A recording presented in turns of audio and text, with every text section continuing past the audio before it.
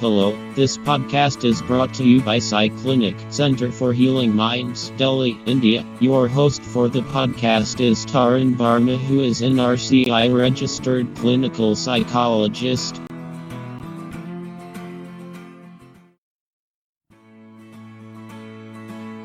You are going to listen an explanation about tips to stop overthinking. This audio is a narration and elaboration of a blog article. Hope you liked the audio. Hello friends, नमस्कार दोस्तों। मैं आज दोबारा आपके सामने एक podcast लेकर आया हूँ। टॉपिक इसका भी पिछली बार के टॉपिक के जैसा ही है, स्टॉप ओवर थिंकिंग, ज़्यादा सोचना कैसे रोकें। पर इस बार थोड़ा डिफरेंट है। डिफरेंट ये है कि इस बार मैं एक ब्लॉग आर्टिकल को आपके सामने एक्सप्लेन करूँगा। इस ब्लॉग आर्टिकल के अंदर कुछ टिप्स दिए हुए हैं कि किस तरह से हम ज़्यादा सोचना रोक सकते हैं। आप लोगों को बहुत सारे ऐसे ब्लॉग पोस्ट पढ़ने में अक्सर मिल जाते हैं। आपने बहुत सा सर्च किया होगा कि ओवर थिंकिंग को कैसे रोकें, किस तरह से ज़्यादा सोचने की आदत को कम करें, क्यों है ये आदत, किस तरह से उसको रोका जा सकता है। आपने काफ़ी सारे आर्टिकल पढ़े होंगे। उन सभी आर्टिकल्स में आपने अलग अलग तरह के विचार पढ़े होंगे। कोई आपको अपील करते होंगे, कोई आपको अपील नहीं करते होंगे, कुछ पसंद आते होंगे, कुछ आप उनको इम्प्लीमेंट कर पाते होंगे, कुछ उनको इम्प्लीमेंट नहीं कर पाते होंगे। सभी ब्लॉग आर्टिकल्स अक्सर आप देखेंगे कि एक ही प्रकार के आइडियाज़ के बारे में चर्चा करते हैं।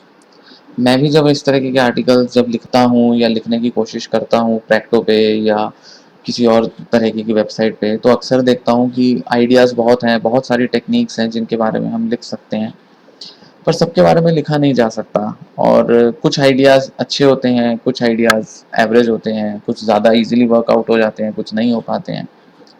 इस बार मैंने सोचा क्यों ना लिखने की बजाय एक अलग तरीका अपनाया जाए। क्यों ना जो पहले से ही आर्टिकल लिखे हुए हैं, बजाय कि और आर्टिकल एक्स्ट्रा ऐड करने के या लिखने के, क्योंकि जितना आर्टिकल्स डालो, जितने आर्टिकल्स लिखो, उतना कन्फ्यूजन बढ़ता रहता है।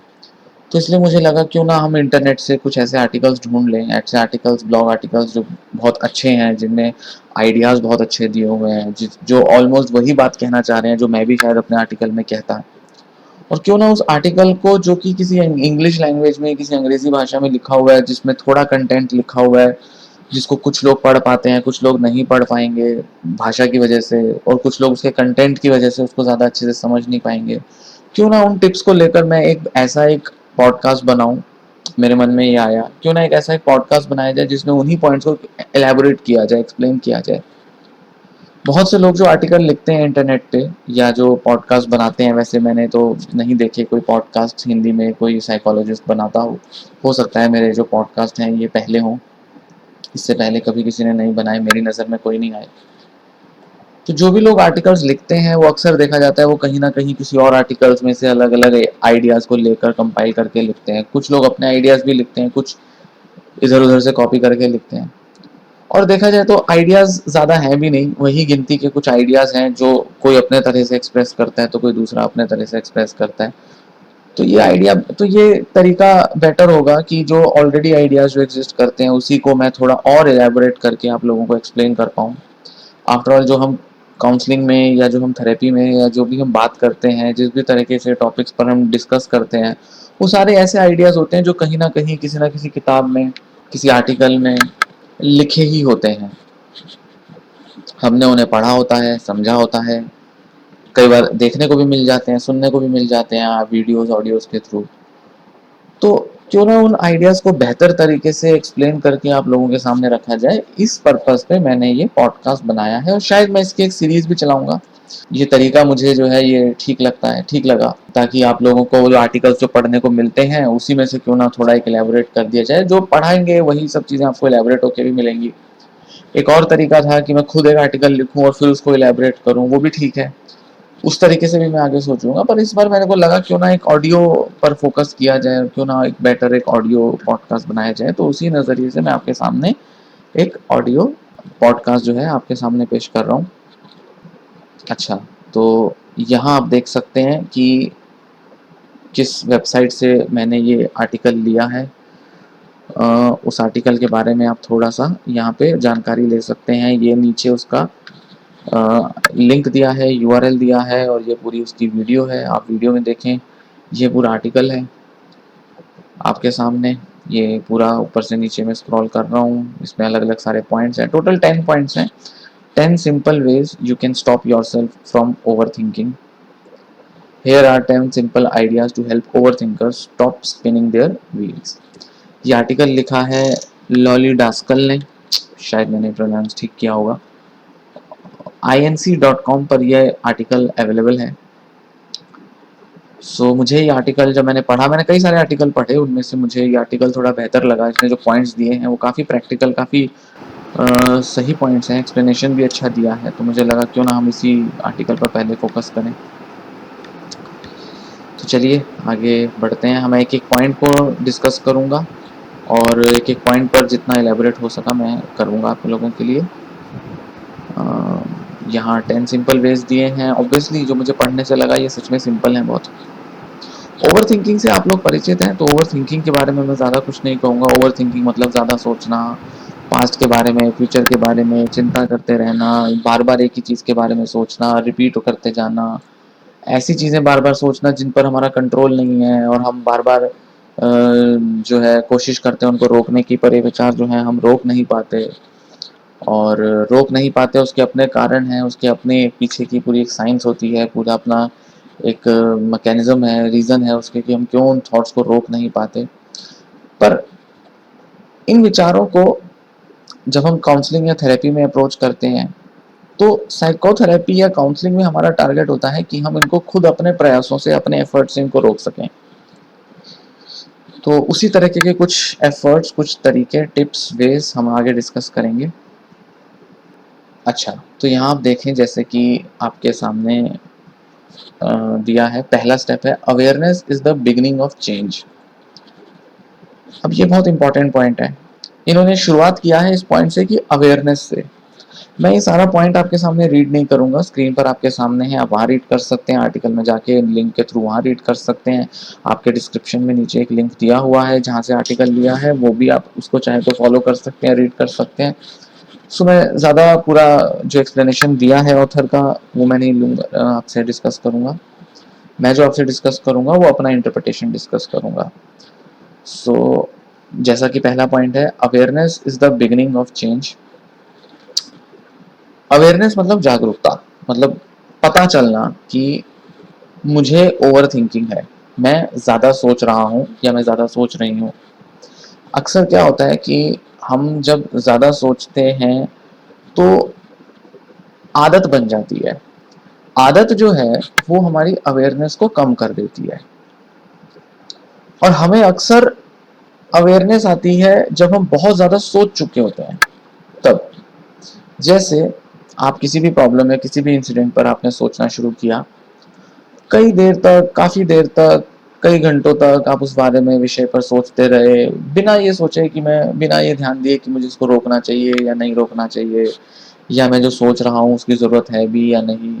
और कई घंटों बाद या बहुत बार बार सोच लेने के बाद आप अक्सर बहुत गिल्ट फील करते हैं, अफसोस फील करते हैं कि मैं क्यों इतना सोच रहा हूँ या सोच रही हूँ। और बाद में जाकर आपको लगता है कि मैं बहुत परेशान हूँ, मुझे बहुत डिस्ट्रेस हो रहा है इस ज़्यादा सोचने से, और तब एक अवेयरनेस आती है कि मैं ज़्यादा सोच रहा हूँ, मुझे प्रॉब्लम है ज़्यादा सोचने की। अच्छा, यहाँ पर फिर किस अवेयरनेस की बात की जा रही है? अब हम कहेंगे अवेयरनेस तो है हमें भाई, अगर हमें अवेयरनेस ना होती तो हम ओवर थिंकिंग के बारे में ये आर्टिकल क्यों सर्च कर रहे होते? पॉइंट ये है, यहाँ पर ये डिस्कस किया जा रहा है, यहाँ पर इस बात पर एम्फेसिस दिया जा रहा है कि ये सोचना, इस बात के लिए अवेयर होना कि ये ज़्यादा सोचने से ही मेरे लाइफ के बहुत सारे एरियाज इफेक्ट हो रहे हैं, और ये जो प्रॉब्लम जिसके बारे में हम सोच रहे हैं, जिस प्रॉब्लम पर हम फोकस कर रहे हैं, वो प्रॉब्लम इंपॉर्टेंट नहीं है, या वो प्रॉब्लम एक्चुअल में इशू नहीं है, इशू है मेरा ज़्यादा सोचने की आदत। अच्छा, अब ये क्या बात हुई? मान लेते हैं हम अपने किसी भी फैमिली मेंबर या किसी फ्रेंड के साथ हमारी कोई बहसबाजी, लड़ाई कुछ हो जाती है, और हम उसके बारे में सोचते रहते हैं कि उसमें मुझे क्या करना चाहिए था, क्यों नहीं करना चाहिए था, कैसे उसको सॉल्व कर सकते थे, कैसे नहीं। माइंड कई तरीके से सोचेगा। अब सोचने सोचने में हम इस प्रकार से बिलीव करते हैं, ऐसा मान कर चलते हैं, इतना भरोसा करके चलते हैं कि शायद ज्यादा सोचने से सॉल्यूशन निकलेगा। अच्छा, आप देखेंगे कि मैं जब भी ओवर थिंकिंग की बात करता हूं तो मैं अक्सर ओवर थिंकिंग को प्रॉब्लम सॉल्विंग से लिंक करता हूं, क्योंकि ज्यादातर ओवर थिंकिंग प्रॉब्लम सॉल्विंग का ही एक दूसरा रूप होता है। ओवर थिंकिंग एक स्ट्रेटेजी है जिसमें हम प्रॉब्लम सॉल्व कर रहे हैं बट इनइफेक्टिव वे में। खैर, आगे हम इस पॉइंट्स में देखेंगे, इसी डिस्कशन में एक पॉइंट आएगा जहां प्रॉब्लम सॉल्विंग के बारे में डिस्कशन होगा, तो मैं इस बारे में बाद में बात करूंगा। सो यहाँ क्या बात की जा रही है कि हम अपनी आदत इतनी पड़ चुकी है, हम इतना ऑटोमेटिक हो चुके हैं अपनी इस हैबिट में ओवर थिंकिंग की, कि या तो हम बहुत परेशान हो जाने के बाद इस पर क्वेश्चन करते हैं, या कई बार हम क्वेश्चन ही नहीं करते कि हमें कोई प्रॉब्लम है या हमारी ये आदत जो है ये आउट ऑफ कंट्रोल होती जा रही है, और हमने इसको अपना एक ढंग, अपना एक तरीका बना लिया, अपनी एक स्ट्रेटेजी बना लिया, हमारा नेचर बन गया है। हम खुद भी कहते हैं खुद को कि हम बहुत ओवर थिंकर हैं, दूसरे भी हमें देखकर कह सकते हैं कि हम ओवर थिंकर हैं। तो ओवर थिंकिंग की जो हैबिट है या ओवर थिंकर का जो हमें लेवल मिलता है, वो ये शो करता है कि कहीं ना कहीं हमारी आदत इतनी बढ़ चुकी है कि हमें पता ही नहीं रहता कि हम ज्यादा सोच रहे हैं। मतलब कि ज्यादा सोचने की हैबिट को रोकने के लिए सबसे पहले हमें ये जागरूकता, ये अवेयरनेस लाने की जरूरत है कि मैं ओवर थिंकिंग कर रहा हूं या कर रही हूं, अब मुझे इसको रोकने के लिए कुछ करना चाहिए। तो जब हम कहते हैं is the awareness is the beginning of change, बदलाव लाने की नीयत से, बदलाव लाने की इच्छा से अवेयरनेस लाना, ये अवेयरनेस की यहां बात की जा रही है, ताकि हम उसे रोकने की तरफ बढ़े। चेंज लाना है, स्टॉप करना है, ज्यादा सोचने की आदत को कम करना है। तो जब हम ज्यादा सोचना शुरू करते हैं या जब ज्यादा सोचने की प्रक्रिया में होते हैं, तब अवेयरनेस लाना। ये नहीं कि सब कुछ सोच लिया उसके बाद फिर अफसोस कर रहे हैं कि मैं ज्यादा क्यों सोचता हूं, और फिर हम कह रहे हैं कि हम बहुत ज्यादा सोचने वाले व्यक्ति हैं। नहीं, उसकी बात नहीं की जा रही है। यहां बात की जा रही है कि जब हम सोच रहे हैं तब इसकी अवेयरनेस आ जाए, या जब हमें पता है कि अभी हमारी ओवर थिंकिंग ट्रिगर होगी, तब हम अवेयरनेस लाएं। तो हमें रुकना है, पॉज करना है, स्टॉप करना है, पहले ही कॉशियस हो जाना है कि अब मेरी प्रक्रिया शुरू हो जाएगी ज्यादा सोचने की, तो मुझे रुक जाना चाहिए। इस तरीके से जब हम सोचते हैं तो स्टॉप करने की तरफ हमारा पहला कदम है, ओवर थिंकिंग को रोकने की तरफ पहला कदम है। ठीक है, सो अब हम अपने सेकंड पॉइंट की तरफ बढ़ेंगे। ये पहला पॉइंट थोड़ा लंबा मैंने एक्सप्लेन किया, सभी पॉइंट जरूरी हैं, ऐसा नहीं कि ये ज्यादा जरूरी है इसलिए इसको ज्यादा एक्सप्लेन किया, पर शुरुआत थी थोड़ा पूरे आर्टिकल की, इस पूरे पॉडकास्ट की शुरुआत थी, इसलिए मैंने थोड़ा ज्यादा एक्सप्लेन किया इस पॉइंट को, बट आगे मैं सब पर जरूरी नहीं कि इतना ही टाइम लूं। अच्छा, सेकंड पॉइंट क्या है? Don't think of what can go wrong but what can go right. ये बड़ा इंपॉर्टेंट पॉइंट है, सभी इंपॉर्टेंट पॉइंट है, बट फिर भी मैं ये कहूंगा जरूर, ये मत सोचो क्या गलत हो सकता है, ये सोचो क्या सही जाएगा। अच्छा, एक ओवर थिंकिंग का एक तरीका होता है, प्रोसेस होता है, या एक टाइप होता है जिसे हम कहते हैं वरी करना, चिंता करना, जिसमें हम फ्यूचर का सोचते हैं। एंजाइटी में होता है अक्सर, डर में होता है अक्सर कि क्या हो जाएगा, फ्यूचर का पता नहीं है, जो कि स्वाभाविक सी बात है, फ्यूचर तो अनसर्टेन होता है, उसमें कुछ भी हो सकता है, कुछ सही भी हो सकता है, कुछ गलत भी हो सकता है, कुछ पॉजिटिव हो सकता है, कुछ नेगेटिव हो सकता है, कुछ फेवरेबल हो सकता है तो कुछ अनफेवरेबल हो सकता है। तो कहने का मतलब है कि फ्यूचर अनसर्टेन है, पता नहीं क्या होने वाला है।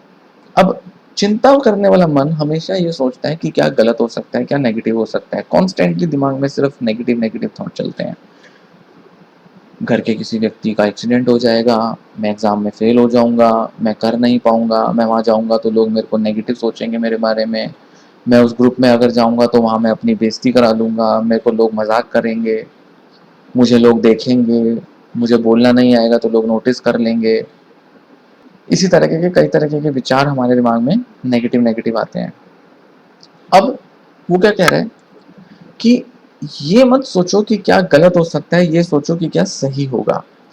अब इसी घटना में किसी भी एक सिचुएशन को अगर हम ले लेते हैं, मान लो आप कोई इंटरव्यू देने जा रहे हो और इंटरव्यू देते टाइम आपके मन में सारी नेगेटिव नेगेटिव चीजें दिमाग में आ रही हैं, कि वहाँ जाऊँगा तो वो मेरे से ऐसे मुश्किल क्वेश्चन पूछेंगे, मेरे को जो नहीं आता है उन पर ही ज़्यादा सवाल पूछेंगे। ऐसा लगने लगता है कि जो हमें नहीं आता है उसी पर सारा सवाल पूछे जाएँगे। जैसे कि सामने वाले को पता है कि हम क्या नहीं जानते। इस तरीके का माइंड में एक वहम सा, एक विचार सा आने लगता है। हमें ऐसा लगने लगता है कि हमारे सारे फेलियर्स या हमारी सारी वीकनेसेस सामने आ जाएँगी। तो हमें क्या लगता है कि जब हम इंटरव्यू देने जा रहे हैं तो इंटरव्यू देते टाइम वो ऐसे क्वेश्चंस पूछेंगे जो मुझे नहीं आते हैं, या अगर मुझे कोई क्वेश्चन नहीं आया तो उन्हें समझ में आ जाएगा कि मेरे को कितना आता है, मैं कितने पानी में हूँ, और वो मुझे सही मायने में जज कर लेंगे और मुझे नौकरी नहीं देंगे। इस तरीके से आप देखेंगे और भी कई विचार आएंगे कि मैं वहां पर नर्वस हो जाऊंगा, तो मेरे को वहां से मैं हो सकता है मैं इंटरव्यू ही ना दे पाऊँ, हो सकता है मैं इंटरव्यू देते टाइम मैं वापस आ जाऊं क्योंकि मुझे घबराहट बहुत होगी, चिंता बहुत होगी। हो सकता है कि इतने सारे लोग होंगे, वो मेरे से पहले कोई एक सुटेबल कैंडिडेट को सिलेक्ट कर लेंगे, तो मेरी क्या ज़रूरत होगी, तो मैं तो कुछ कर ही नहीं पाऊंगा वहाँ पे, बोल ही नहीं पाऊंगा, इंटरव्यू ठीक से नहीं दे पाऊंगा। मेरे अलावा और भी बेहतर लोग होंगे वहाँ पर इंटरव्यू देने वाले, मुझसे ज़्यादा बेहतर क्वालिटीज़ उनमें दिखाई देंगी इंटरव्यूअर को। शायद मैं अपनी बात को ठीक से प्रेजेंट नहीं कर पाऊंगा, शायद मैं उनके सामने अपना कॉन्फिडेंस शो नहीं कर पाऊंगा, ना जाने क्या क्या नेगेटिव विचार आएंगे। अच्छा, अब सवाल ये है, हमें ये सोचना है कि हम यहाँ पर पॉजिटिव क्या हो सकता है। पॉजिटिव नेगेटिव में से ढूंढा जाता है। सिचुएशन एज इट इज है, सिचुएशन बदली नहीं है। फैक्ट है कि आपके सामने एक इंटरव्यू की सिचुएशन होगी। ये बात भी सही है कि आप उस टाइम पर नर्वस हो सकते हैं, कोई सवाल आपसे पूछा जाए तो आपको नहीं आता होगा, या आपकी कोई कमी सामने वाला पता कर सकता है, क्योंकि वो इंटरव्यूअर है, उसका वो एक्सपीरियंस है, वो समझ सकता है कि कुछ आपके बिहेवियर है, कुछ आपके आंसर है कि आपको कितना आता है। ये सारी चीजें ऑब्वियस हैं। ये आप ही के साथ नहीं, ये आपके साथ अगर 20 कैंडिडेट्स और हैं, उन 20 के साथ ऐसा होगा। उन सभी को एक ही सिचुएशन में सेम टू सेम हालात में एक्सपोज किया जाएगा, वो सभी उस सेम हालात में आप ही की तरह गुजरेंगे। पर हो सकता है आपको ज्यादा चिंता है, आपको ये लग रहा है। अब आप ये देखें, सभी एक ही सिचुएशन को जब फेस करेंगे तो जो एक्सपीरियंस कर रहे हैं वो कुछ यूनिक नहीं है कि आप ही के ऊपर, आप ही के बारे में कोई नेगेटिव नजरिया बनाकर सामने वाला बैठा है। उस व्यक्ति को आपके बारे में सिर्फ आपके सीवी जो आपने पहले भेजा होगा उससे ज्यादा कुछ नहीं पता है उसको आपके बारे में। आप जो भी उसके सामने अपना प्रेजेंट करते हो, जिस भी तरीके से अपने को उनके सामने प्रदर्शित करते हो, उनको वही दिखाई देगा, वो उसी में बिलीव करेंगे और वो उसी के बेसिस पर जजमेंट लेंगे कि आपको नौकरी दी जानी चाहिए या नहीं। तो जैसे हम कहते हैं कॉन्फिडेंस बहुत मैटर करता है, तो आपका कॉन्फिडेंस उस सिचुएशन में बहुत मैटर करेगा। अच्छा, दूसरी चीज है जो कि यहाँ पर जिस पर जोर दिया गया है, व्हाट कैन गो राइट। अब आप इन्हीं सिचुएशंस में से सही ढूंढने की कोशिश करें। जैसे ये बात सही है कि आप कोई सवाल का जवाब नहीं दे पाए, मान लेते हैं ऐसा हो कि आप किसी सवाल का जवाब नहीं दे पाएंगे। ऑब्वियस सी बात है, 10 अगर 5-7 सवाल पूछे जाएंगे, 1-2 तो आएंगे ही नहीं। ये तो स्वाभाविक सी बात है, जरूरी नहीं कि सारे सवालों के जवाब आए आपको।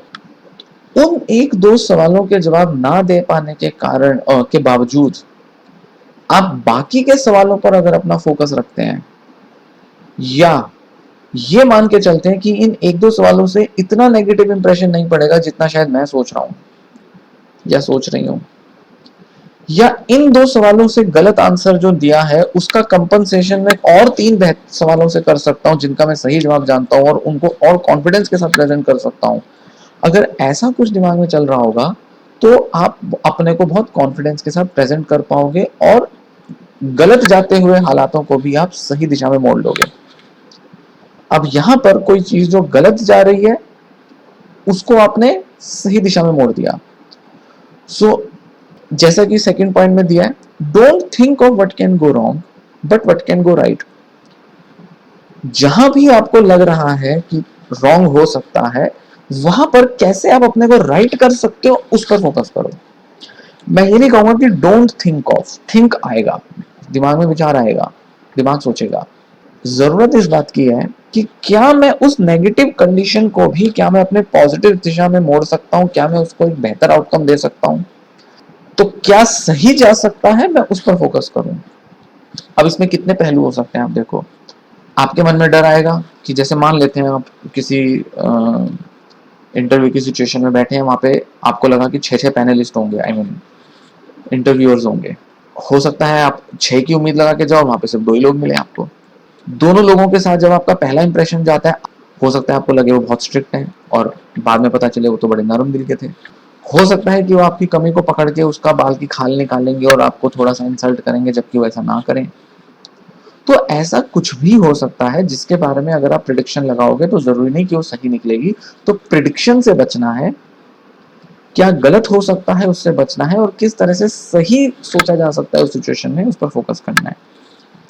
चलिए अब हम अपने बाकी के पॉइंट्स की तरफ बढ़ते हैं। तीसरा point, distract yourself into happiness. Distraction एक सबसे ज्यादा सजेस्ट की जाने वाली स्ट्रेटजी है, टेक्निक है उन लोगों के लिए जिनको ओवर थिंकिंग की आदत है। डिस्ट्रैक्शन एक स्किल की तरह होता है, डिस्ट्रैक्शन की आदत डालनी पड़ती है। जो लोग कम सोचते हैं उनको डिस्ट्रैक्शन की आदत होती है, या ये कहें कि डिस्ट्रैक्शन पर उनका कंट्रोल होता है। तो ओवर थिंकिंग वाले शायद डिस्ट्रैक्शन की स्किल में कमजोर होते हैं, ये कहना सही होगा। एक व्यक्ति जो ओवर थिंकिंग करता है और नहीं करता है उसमें फर्क क्या होगा अगर हम इस नजर से देखें। यहाँ थोड़ा इस पॉइंट को समझना जरूरी होगा कि अगर हम फर्क को देखें, आप ज्यादा सोचते हैं ये प्रॉब्लम है, समझ में आता है। कोई दूसरा व्यक्ति कम सोच रहा है, ये भी समझ में आता है। पर उसने अपने सोच को रोका कैसे हुआ है, वो भी आप ही की तरह ज्यादा क्यों नहीं सोच रहा है, ये समझने जैसी पॉइंट है। सारे लोग क्यों नहीं ज्यादा सोचते, ओवर थिंकिंग करते हैं, क्यों ये आदत वाइड स्प्रेड नहीं है, सारी दुनिया में नहीं है, मतलब कि सब लोगों को नहीं होती। अगर हमें इस प्रॉब्लम को दूर करना है तो हमें ये देखना होगा कि क्या हम ऐसी स्किल या टैक्टिक लर्न कर सकते हैं जिससे इसको कंट्रोल करें। तो बजाय ये कहने के कि दूसरे हमसे बेहतर हैं क्योंकि वो कम सोचते हैं और मैं ही ज्यादा सोचता हूं, ऐसा मानने से मन बहुत पेसिमिस्टिक हो जाएगा। तो सुनने में लगेगा, या हम सोच सकते हैं कि अच्छा दूसरों की तरह मैं भी सोचना कम कर देता हूं। अब सोचना कम कर देना और ये डिटरमाइन करने से काम नहीं बनता है, ठीक है ना। हमें कुछ टैक्टिक लगाना पड़ेगा। हमें पहले ये देखना होगा कि क्या ज्यादा सोचने की आदत में चूक क्या रहा है, कमी क्या पड़ रही है। तो वहां ये पॉइंट बहुत काम का आता है जहां हम ये कह सकते हैं कि डिस्ट्रैक्शन करने की एबिलिटी और स्किल की कमी बेसिकली हमें ओवर थिंकिंग कॉज करती है, ओवर थिंकर बनाती है। तो जो लोग कम सोचते हैं, जरूरी नहीं कि वो सिर्फ अपनी इच्छा से कम ही सोच रहे हो। ये भी होता है कि कई लोग ज्यादा सोचने की जब आदत ट्रिगर होने लगती है तो उस टाइम अपने को डिस्ट्रैक्ट कर लेते हैं। तो एक तो होता है stop over thinking, over thinking को स्टॉप करना है, एज इफ कि ऐसा लगता है जैसे रोकना है, जैसे कि गाड़ी चला रहे हैं, ब्रेक मार दी और रोक दिया। तो थिंकिंग है, चलती जा रही है, ब्रेक मारी, रोक दिया। सिर्फ ये विचार लाके, जैसे हमने कहा था कि वो अवेयरनेस की बात की थी हमने, तो वो तो ठीक है कि अवेयरनेस से हम उसको रोक सकते हैं, हम उसको डिटरमाइन कर सकते हैं, बट उससे उसके अलावा डिस्ट्रैक्शन एक बहुत अच्छा जरिया होता है जिससे कि हम ओवर थिंकिंग को रोक सकते हैं, कि हम अपने माइंड को दूसरी दिशा में, दूसरे किसी काम में या दूसरे किसी एक्टिविटी में डिस्ट्रैक्ट कर लें। अब यहाँ पर फोकस है distract yourself into happiness. Obviously बात है, कई बार जब हम डिस्ट्रैक्ट करने की कोशिश करते हैं, आपने भी कई बार इंप्लीमेंट किया होगा, तो आपने देखा होगा कि कहीं भी डिस्ट्रैक्ट कर लेने से मन को काम नहीं बनता है। कुछ ऐसी चीज में डिस्ट्रैक्ट किया जाए जहां से आपको खुशी मिले, जिस काम को आप प्रोडक्टिवली कर पाए, जिस काम में आपका मन लग सके।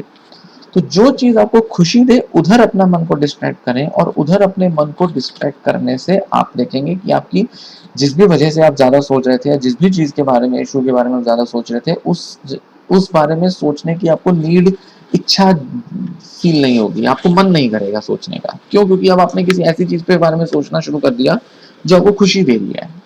तो जो चीज आपको खुशी देगी वो चीज में आप ज्यादा मन लगेगा, तो आप ज्यादा करना चाहेंगे ना उस चीज को। तो ऐसी चीज करो जिससे आपको खुशी मिले। कुछ भी हो सकता है, टीवी देख लो, डांस कर लो, म्यूजिक सुन लो, कुछ राइटिंग की आदत है राइटिंग कर लो, कुछ रीड करना है रीडिंग कर लो। रीडिंग एक बहुत अच्छी डिस्ट्रैक्शन करने की एक्टिविटी है।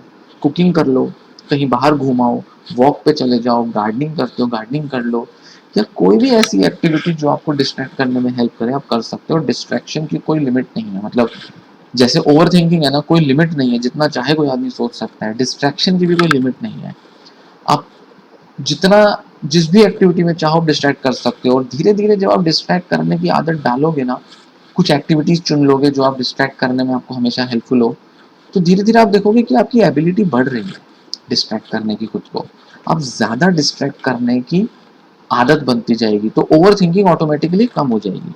तो कितना आप ओवर थिंकिंग रोक सकते हैं वो तो समझ में आता है, अच्छी बात है, जरूरी है, पर कितना आप अपने को डिस्ट्रैक्ट कर सकते हैं, कितना आप अपना मन हटा सकते हैं, दूसरी एक्टिविटी में ले जा सकते हैं, ये भी उतना ही डिटरमाइन करता है कि आप अपनी ओवर थिंकिंग कितना रोक सकते हैं। दो बेसिकली हमारे पास ये तरीके हुए। एक और चीज कहना चाहूंगा कि जब हम ओवर थिंकिंग को स्टॉप करते हैं, जैसे पहले अवेयरनेस की बात की कि हमें रोकना है, अब ये फील आता है, तो जब वो अवेयरनेस आती है तो बेसिकली अब एक नीड खड़ी होती है कि अब क्या।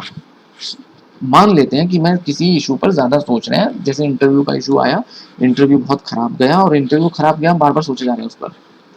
अब समझ में आता है कि चलो हम बार बार उस पर सोच रहे हैं, हमें रोकने की जरूरत है, बट अगर मैं रोक दूं तो क्या, तो डिस्ट्रैक्शन।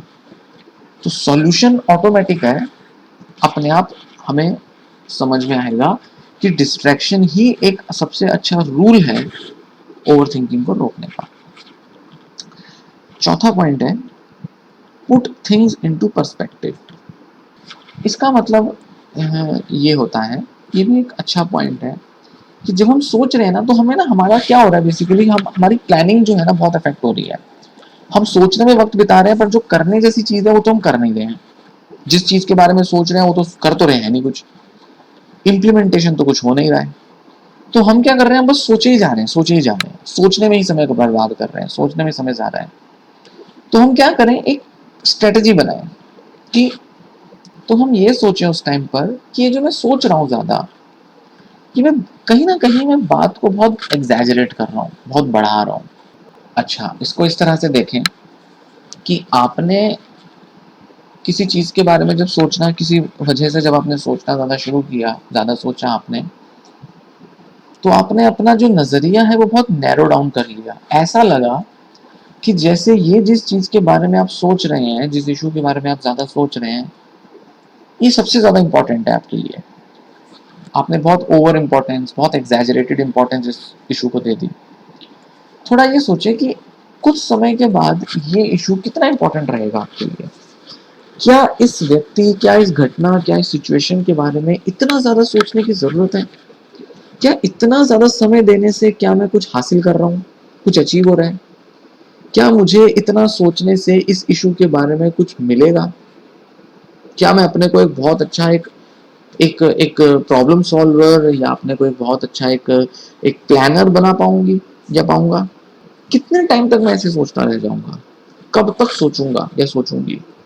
और कब काम आएगा ये सब सोचना जो मैं भी सोच रही हूँ या सोच रहा हूँ जिस चीज पर? सो डिस्टेंट फ्यूचर में ये चीजें, थोड़े लंबे फ्यूचर में, जरूरी नहीं कि 2-4 साल की हम बात करें, बट कुछ हफ्ते, कुछ महीने या कुछ दिन के बाद भी ये इशू मेरे लिए इंपॉर्टेंट ही नहीं रहेगा। तो हमेशा अपने को इस चीज की अवेयरनेस देते रहें कि जिस चीज पर मैंने सोचना शुरू किया है ज्यादा, क्या उसकी कोई लिमिट है, या मुझे उस पर लिमिट पुट करनी चाहिए, मुझे उस पर लिमिट डालनी चाहिए। हाँ, मुझे लिमिट तो जरूर डालनी चाहिए इसके ऊपर। तो ऐसा ना हो कि जरूरत से ज्यादा हम सोचने लग जाएं। तो अब इस पॉइंट में क्या इंपॉर्टेंट आ रहा है कि जब हम ज्यादा सोच रहे हैं तो हम ये ध्यान दें कि ओवर थिंकिंग के टाइम पे हम अक्सर ये नहीं देख पाते कि किसी भी इशू की इंपॉर्टेंस कितनी है।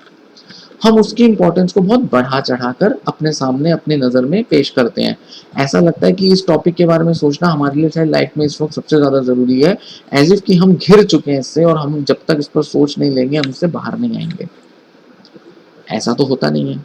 आपने इतनी बार ओवर थिंकिंग की होगी टॉपिक्स पर, आपने देखा कि क्या ओवर थिंकिंग का कोई रिजल्ट निकल के आया? क्या उससे आपने वो सब अचीव किया जितना टाइम और जितनी एनर्जी आपने उसमें दी? क्या यही टाइम और एनर्जी अगर आप बचाकर अगर किसी और काम में लगा देते तो ज्यादा बेटर ना होता? तो रोकने के प्रति जो एक इच्छा शक्ति है वो हमारी बढ़ेगी। ओवर थिंकिंग को रोकने के प्रति जो हमारी जो इच्छा शक्ति है वो बढ़ेगी। कैसे? जब हम उसे डिटेक्ट करें, आइडेंटिफाई करें कि ये जरूरत से ज्यादा हो रहा है, अब इतना ज्यादा सोचने की कोई जरूरत नहीं है, ठीक है, ये मामला जो है ये बहुत लिमिटेड है, लिमिटेड इंपॉर्टेंस का है, थोड़े टाइम में सुलझ जाना चाहिए, सुलझा देंगे, ज्यादा सोचकर क्यों अपने को ज्यादा परेशान या तंग करना। ये अवेयरनेस जब आने लगती है तो ग्रेजुअली हम ओवर थिंकिंग को रोकने की तरफ बढ़ते हैं, हमारी इच्छा शक्ति बढ़ती है और हमें महसूस होता है कि क्यों रोकना चाहिए। हम ओवर थिंकिंग के एक एस्पेक्ट पर अवेयर हो जाते हैं कि ये हमें ये प्रोसेस जो है ये चलता ही जाएगा अगर हम इसे खुद नहीं रोकेंगे, क्योंकि ये फ्रूटलेस है, इससे कुछ निकलने वाला नहीं है। 5वां पॉइंट है स्टॉप वेटिंग फॉर परफेक्शन। अच्छा, अब आप देखेंगे कि ये जितने भी पॉइंट्स दिए हुए हैं ये सभी के साथ नहीं होते, मतलब कि आप ही के साथ जो आप सुन रहे हैं आप ही के साथ ये सारे पॉइंट्स होते हों, ऐसा जो इनमें कहा गया है ऐसा जरूरी नहीं है। 10 में से कोई 2-4 किसी के लिए ज्यादा कॉमन होंगे, किसी के लिए और के लिए कोई 4-5 पॉइंट्स कॉमन होंगे, किसी के लिए 8-9 पॉइंट्स भी कॉमन हो सकते हैं। तो हो सकता है कि जो कुछ पॉइंट्स आपको रिलेवेंट लगे। हाँ, यहाँ पर एक और ये भी है कि अलग अलग पॉइंट्स अलग अलग टाइप ऑफ थिंकर्स के बारे में दिए गए हैं। अब जैसे यहाँ पॉइंट है परफेक्शन, सब लोग जो ज्यादा सोचते हैं वो परफेक्शन की तरफ नहीं सोचते, तो ये पॉइंट कुछ लोगों के लिए रिलेवेंट हो सकता है, कुछ लोगों के लिए नहीं हो सकता है। ये आपको खुद आइडेंटिफाई करना है कि आपके लिए कितना रिलेवेंट है।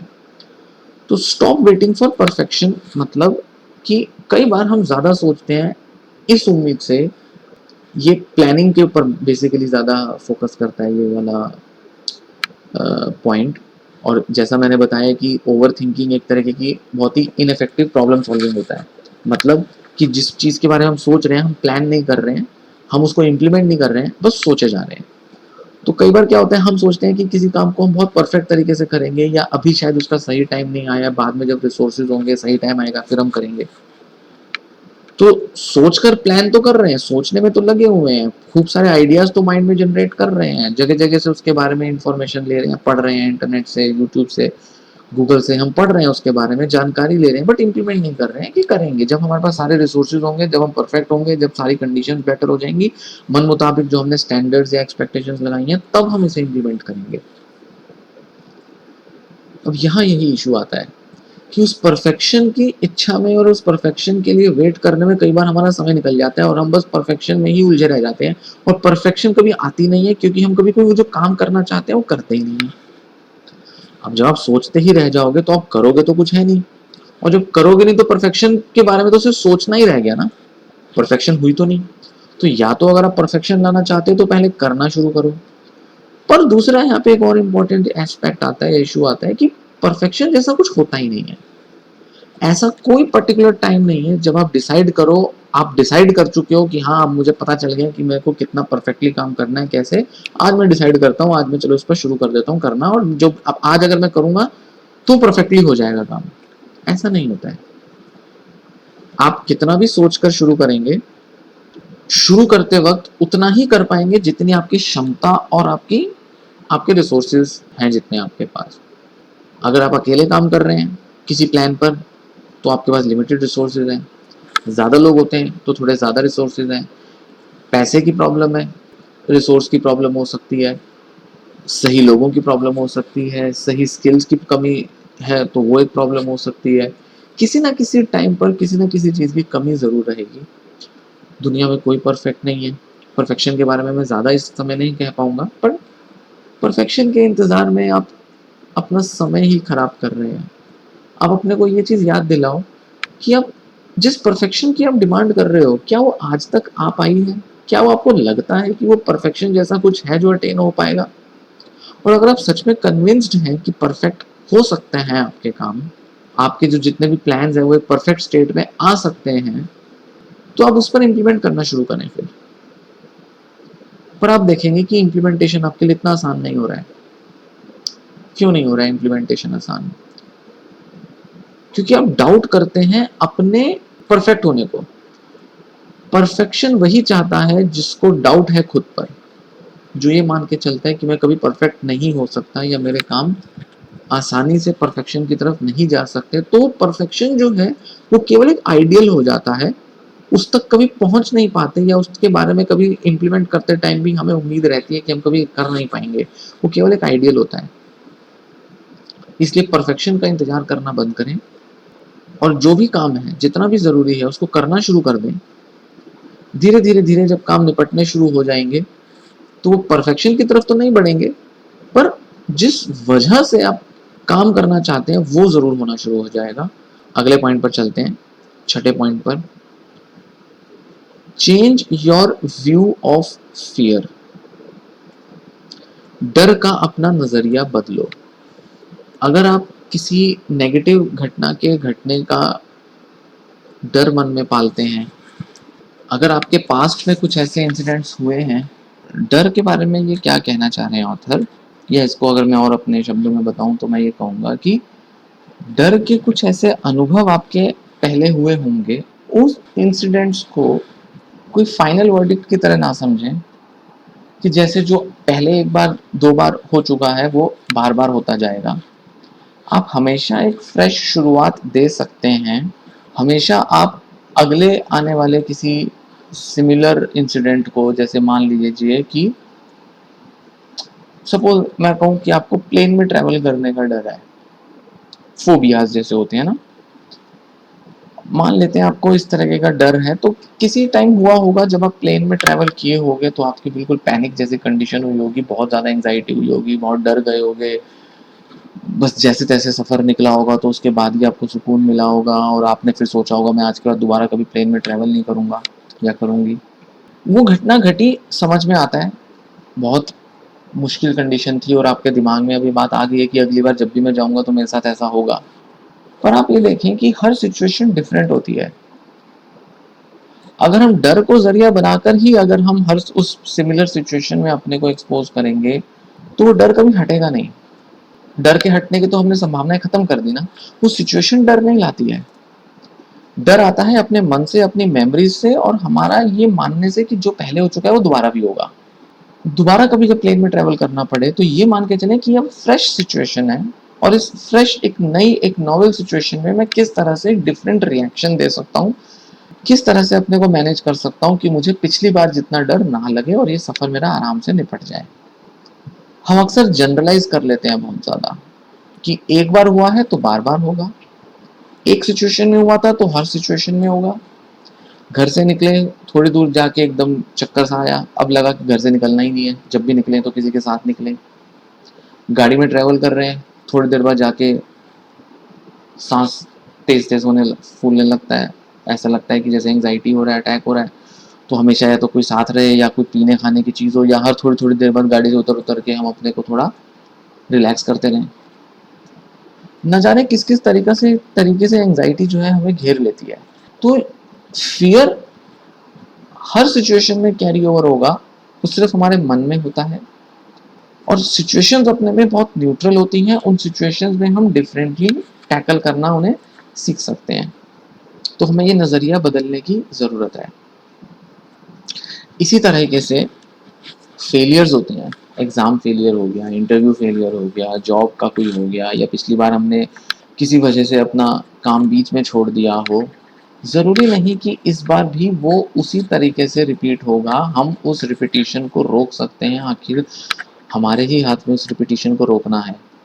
तो यहाँ ये देखने का होगा कि जब हम किसी फियरफुल सिचुएशन के बारे में ज़्यादा सोच रहे हैं तो अक्सर हम डर रहे हैं उस पुरानी पास्ट की घटना सिचुएशन के दोबारा रिपीट होने से, और क्योंकि हमें उस सिचुएशन के रिपीट होने का डर है इसीलिए हमें ओवर थिंकिंग हो रही है। तो अगर वो सिचुएशन के रिपीट होने पर हमारा कंट्रोल आ जाए, यानी कि रिपीट ना होने पर हमारा कंट्रोल आ जाए, कि हम उसे रिपीट ना होने दें, तो ओवर थिंकिंग के भी कारण हम खत्म करेंगे। तो ये भी एक पहलू है ओवर थिंकिंग का, कि ओवर थिंकिंग क्यों होती है, क्योंकि रिपीटिशंस का डर होता है। Put a timer to work, ये 7वां पॉइंट है। ये बहुत इंटरेस्टिंग और बहुत ही वैलिड और बहुत ही इफेक्टिव पॉइंट है। Put a timer to work. कोई भी काम करें या ज़्यादा सोचें, उसको एक टाइम दे दें। यहाँ तो ओवर थिंकिंग की बात हो रही है। जब भी आपको लगे कि मैं ज़्यादा सोच रहा हूँ या सोच रही हूँ, उसको रोक दें और कहें कि इससे ज़्यादा देर तक अब मैं नहीं सोचूँगी या सोचूँगा। अच्छा, टाइमर आप घड़ी में लगाएँ, स्टॉपवॉच में लगाएँ, यहाँ बात उसकी नहीं हो रही। मतलब कुछ देर बाद अगर आपको लगता है, ये थोड़ा सब्जेक्टिव एस्टिमेट्स आप इसके ले सकते हैं, जब आपको लगे कि नहीं, अभी इस काम को करते वक़्त मुझे इससे ज़्यादा और नहीं सोचना है, नहीं तो मेरा काम लटक जाएगा। नहीं तो मैं इस काम को कर नहीं पाऊँगा। मान लो आप एग्ज़ाम दे रहे हो और एग्ज़ाम देते टाइम बीच में ही आप सोचने लग गए कुछ। ये सिचुएशन आपको ज़्यादा सोचने के लिए नहीं कहती। यहाँ पर आपको अपनी सोच को इमीडिएटली रोकना ज़रूरी है, नहीं तो आप सिर्फ़ सोचने में ही अपना टाइम खराब करोगे और आपका जो टाइम लिमिट है 3 घंटे का अगर एग्ज़ाम है, तो 3 घंटे से आपकी वो कम होती जाएगी धीरे-धीरे और आपको लगेगा कि अब बाद में जाके आपको लगेगा कि मेरे क्वेश्चन छूट गए। क्यों? क्योंकि मैं ज़्यादा सोच लिया था बीच में। तो सोचकर इमीडिएटली रोकना ज़रूरी है। इन ऑथर ने जो यहाँ पर जो पॉइंट दिया है put a timer to work में, वो पॉइंट थोड़ा डिफरेंट है। अच्छा, इन ऑथर ने जो पुट ए 7th पॉइंट को जिस तरीके से एक्सप्लेन किया है, मैं थोड़ा उससे कम एप्लीकेशन में लाता हूँ। इसका रीज़न ये है कि ये जो टेक्नीक है ये कुछ ही लोगों के साथ वर्क करती है, बहुत ही कम लोगों के साथ वर्क करती है। तो अक्सर हम टाइम की जब हम बात करते हैं कि कितनी देर सोचना है और उसको कैसे रोकना है टाइमिंग सेट करके, तो अक्सर हम टाइम आउट जैसी कुछ टेक्निक्स का इस्तेमाल करते हैं, जिसमें ये होता है कि कुछ देर के लिए हम उस चीज़ को बिल्कुल छोड़ के बिल्कुल न्यूट्रल से स्टेट में आ जाते हैं। जैसे अगर कोई बच्चा बहुत तंग कर रहा है क्लास के अंदर, तो टीचर क्या कहती है, टाइम आउट करती है और उसको 2 मिनट के लिए एक जगह खड़ा कर देती है या कहीं और बिठा देती है और फिर उसको कहती है दोबारा रिज्यूम करो एक्टिविटी। उसी तरीके से जब हम ओवर थिंकिंग कर रहे हैं तो उस टाइम थोड़ी देर के लिए उस एक्टिविटी को बिल्कुल रोक दो, सोचने की आदत को रोक दो और कुछ भी न्यूट्रल एक्टिविटी करो और फिर दोबारा से रिटर्न करो अपने एक्टिविटी पर जिसमें आप ज़्यादा सोच रहे थे। जैसे मान लो आप पढ़ रहे हो और पढ़ते टाइम आपका दिमाग ज़्यादा सोच रहा है, सोचते सोचते सोचते आपका ना पढ़ने में मन लग रहा है, ना कंसंट्रेट कर पा रहे हो, ना ज़्यादा ढंग से सोच पा रहे हो, ना कुछ हो पा रहा है, तो टाइम आउट दो, अपने को थोड़ा सा बाहर कर लो उस एक्टिविटी से, बिल्कुल न्यूट्रल एक्टिविटी दो। कुछ भी बुक के ऐसे पेजेस चेक कर रहे हो, चैप्टर चेक कर रहे हो, कोई अपना मान लो पानी वानी पिया है या कुछ ऐसे छोटा मोटा कुछ खा लिया या इधर उधर ऐसे जस्ट वॉक कर लिया, ये टाइम आउट है। अब एकदम से दोबारा से उस एक्टिविटी की तरफ आओ। अब आप देखोगे कि वो सोचना जो चल रहा था दिमाग में वो रुक चुका होगा, साथ ही साथ अब आपका पढ़ने का मन भी करेगा। तो ये टाइम आउट जब आप अपनी इच्छा से अपने खुद के विल पर और खुद के अपने एफर्ट से लाओगे तो ये वर्क भी करेगी, क्योंकि यहाँ आपने क्या किया, वो जो एक हैबिट है ओवर थिंकिंग की उसको ब्रेक किया। बाद में आप अपनी एक्टिविटी पे रिज्यूम तो कर ही सकते हो। तो put a timer to work मैं इस तरीके से इंटरप्रेट करना चाहूंगा कि अपने काम को एक टाइम में बांध बांध के उसको करो, बट अलग अलग टाइम लिमिट बांध दो उसके ऊपर। Time out basically time limit का एक तरीका होता है कि उस अब वो ज्यादा हो गया, अब उसको रोक दो, बाहर जाओ, कुछ और करो, फिर वापस रिटर्न करो। दिमाग जब फ्रेश हो जाए, दिमाग जब उस चीज से हट जाए, दिमाग डिस्ट्रैक्ट हो जाए, सोचना बंद कर दे, दिमाग थोड़ा सा रिलैक्स हो जाए, उसके बाद दोबारा उस एक्टिविटी पे आओ। इस तरीके से आप ओवर थिंकिंग को रोक सकते हैं और इस तरीके से ये स्ट्रेटजी आप धीरे धीरे बिल्डअप कर सकते हैं और ग्रेजुअली जब आदत हो जाएगी इस एक्टिविटी को इम्प्लीमेंट करने की, तो ये ज़्यादा इफेक्टिवली और ज़्यादा जल्दी वर्क करना शुरू कर देगी। क्योंकि ये बहुत कॉमन सी बात है, हम अक्सर कोई भी काम करते करते ज़्यादा सोचते ही हैं, कई बार ज़्यादा किसी वजह से सोच लेते हैं, कई बार दिमाग में कुछ बातें आ जाती हैं, तो छोड़ो उसकी देर, उस तरफ से हट जाओ, हटा दो अपने को उधर से और फिर दोबारा रिज्यूम कर लो अपनी एक्टिविटी को। नेक्स्ट पॉइंट है realise you can't predict the future. ज्यादा सोचने से ऐसा लगता है कि हम हर चीज प्लान आउट कर लेंगे और जैसा हम सोच रहे हैं, जैसा हम चाह रहे हैं वैसा हो जाएगा और या हम देख पाएंगे कि क्या होने वाला है। ऐसा देखिए कि जब आप फ्यूचर के बारे में कुछ सोच रहे हैं, जब आप ज्यादा ओवर थिंकिंग कर रहे हैं, तो जिस भी फ्यूचर आउटकम के बारे में सोच रहे हैं वो एक्चुअल में नहीं पता है कि क्या होने वाला है। No, this is a reality, it's not, मतलब ये कोई ऐसा कोई फिलोसफिकल आइडिया नहीं है कि भविष्य तो कभी देखा नहीं गया है तो भविष्य के बारे में क्या सोचना, नहीं। यहाँ एक पॉइंट दिया है, वर्ड दिया realise. Realise you can't predict the future. असल में हम ओवर थिंकिंग के टाइम पे यही कर रहे होते हैं, हम प्रिडिक्ट कर रहे होते हैं और हम ये रियलाइज भी नहीं कर रहे होते। हम मान चुके होते हैं कि जैसा हम सोच रहे हैं वैसा ही होगा, इसीलिए तो चिंता करते हैं। चिंता करने का मेन कारण ही यही होता है कि हम फ्यूचर के जो आउटकम्स हैं, जो प्रिडिक्शंस हैं जो हमने बना रखी हैं, उनमें हम बिलीव कर लेते हैं। तो हमें ये रियलाइज करना है कि हमने जो बिलीव किया है वो गलत है और हम प्रिडिक्ट नहीं कर सकते फ्यूचर को। आप कितना भी कोशिश करें, उसका ऑपोजिट या उसका कोई ऑल्टरनेटिव आउटकम आ सकता है। आप कितना भी कोशिश करें ये सोचने का कि मुझे इंटरव्यू में जो है इस तरीके के क्वेश्चंस मेरे बारे में पूछ लिए जाएंगे, यू नेवर नो कि इंटरव्यूअर क्या अपने दिमाग में बिठाए बैठा है। या मान लीजिए आपका वाइवा होने वाला है, आप एक कॉलेज स्टूडेंट हैं और आप कितना भी सोच लेंगे ना कि जो आपने नहीं पढ़ा शायद टीचर उसी में से क्वेश्चन पूछ लेगा, या अगर नहीं आएगा मुझे तो वो ऐसे रिएक्ट करेगा, वो मेरे 0 मार्क्स लगा देगा। You never know that outcome कुछ और हो जाएगा। हो सकता है आप 5 में से शायद 4 क्वेश्चंस का आंसर ना दे पाए और आपको लगे कि अब मुझे 1 मार्क मिलेगा, बट किसी वजह से टीचर आपको 2-2.5 मार्क दे देता है। आपको तो नहीं पता ना कि वो किस बेसिस पे मार्किंग कर रहा है या क्या सोच के बैठा है अपने दिमाग में। तो जो टीचर है, एग्जामिनर है, इंटरव्यूअर है, वो किस इंटेंशन से, किस पर्पस पे क्या पूछ रहा है, क्या इंप्रेशन बना रहा है, आप नहीं जानते। हम ह्यूमन बीइंग्स की आदत होती है, हम प्रिडिक्शन करने में अपने को सिक्योर, कॉन्फिडेंट फील करते हैं। हमें लगता है कि जब हमें पता चल जाएगा कि हम प्रिडिक्ट कर पा रहे हैं तो सिचुएशन पर हमारा कंट्रोल आ जाएगा।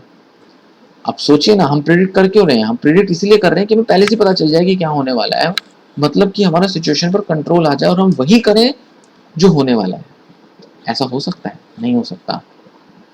जो व्यक्ति चिंता कर रहा है वो ऐसा मानता है कि मैं अगर थोड़ा इरेशनली सोचता है, मतलब डीप डाउन वो जानता है कि ऐसा नहीं होता है। उससे अगर आप पूछेंगे क्या तुम फ्यूचर प्रेडिक्ट कर सकते हो, तो वो कहेगा नहीं कर सकता हूं मैं। क्या तुम्हें लगता है कि तुम फ्यूचर को जैसा सोचते हो, जैसा प्रेडिक्ट करोगे वैसा होगा? वो कहेगा नहीं, ऐसा थोड़ी ना, मैं कोई जादूगर थोड़ी ना हूं, मैं कोई भगवान थोड़ी ना हूं। पर जब वो ज्यादा सोच रहा है व्यक्ति, तो उस टाइम पर एक्चुअल में वो उन आउटकम्स को जो फ्यूचर में होने वाले हैं, या उनमें से केवल एक आउटकम है जो हो सकता है 10 में से, वो माने बैठा है कि वही होगा। मतलब कहीं ना कहीं उसने बाकी सारी पॉसिबिलिटीज को इग्नोर कर दिया और एक ही पॉसिबिलिटी में बिलीव कर दिया।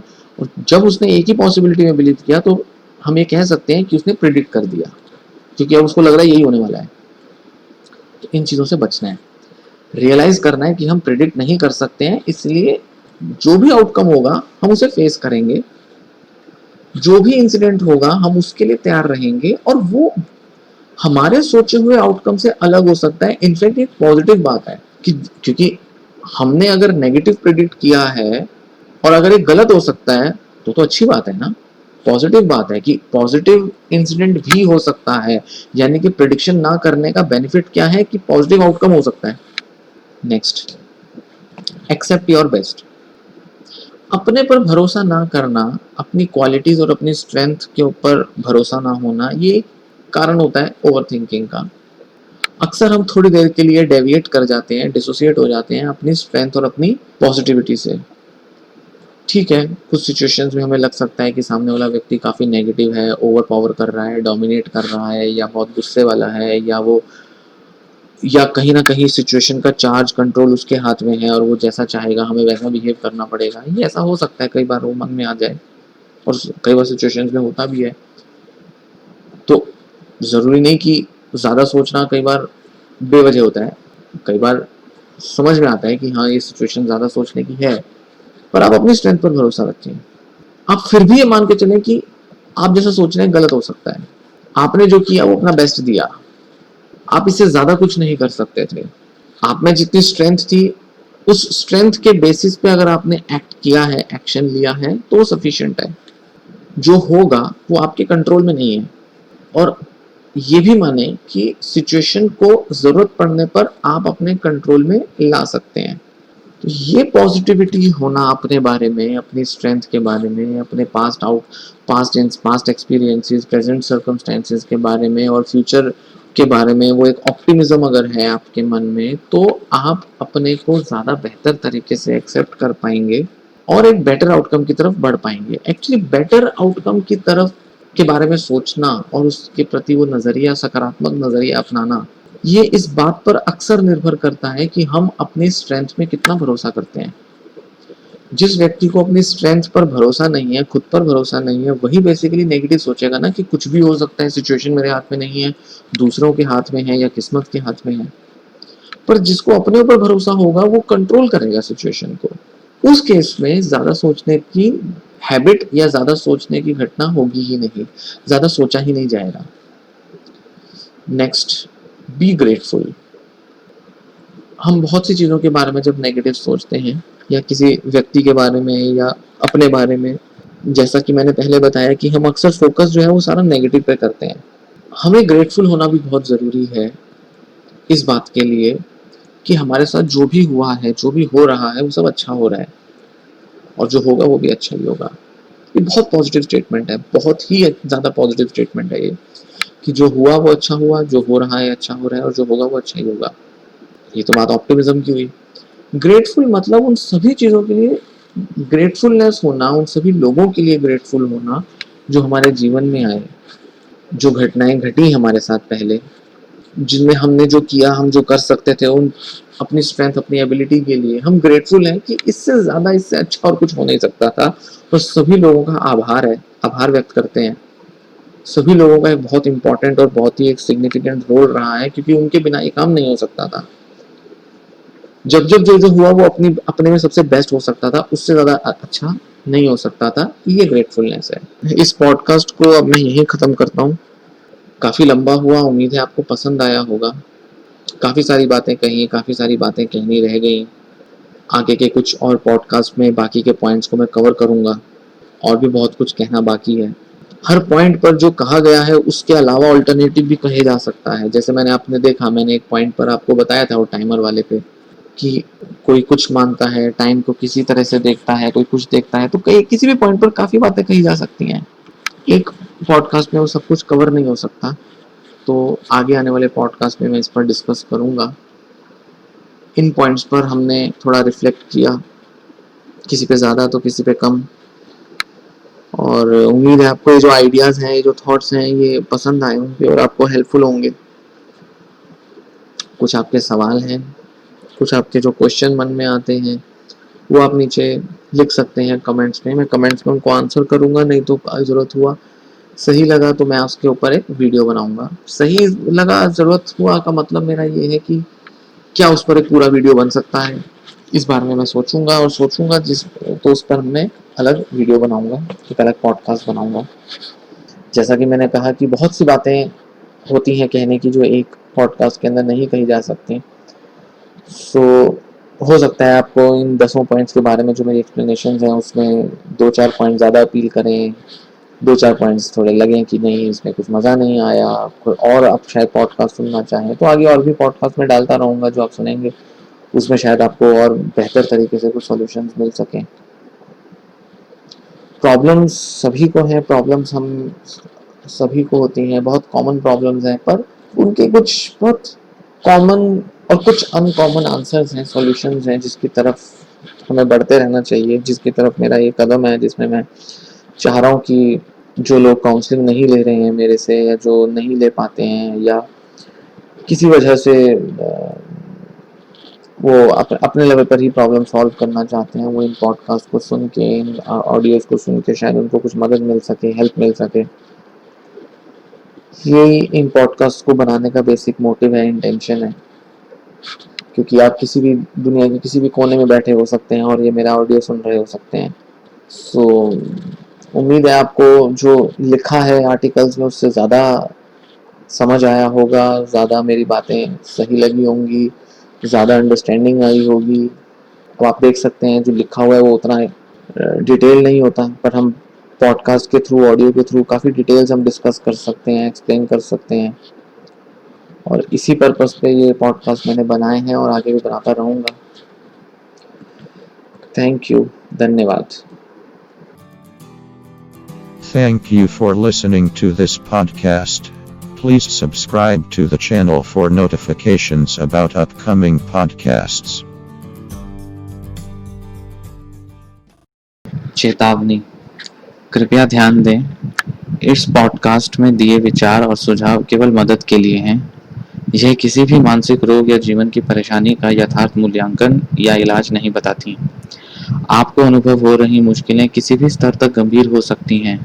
इन समस्याओं की सटीक पहचान और निवारण के लिए एवं आवश्यकता अनुसार उपचार कराने हेतु किसी विशेषज्ञ से जरूर मिलें।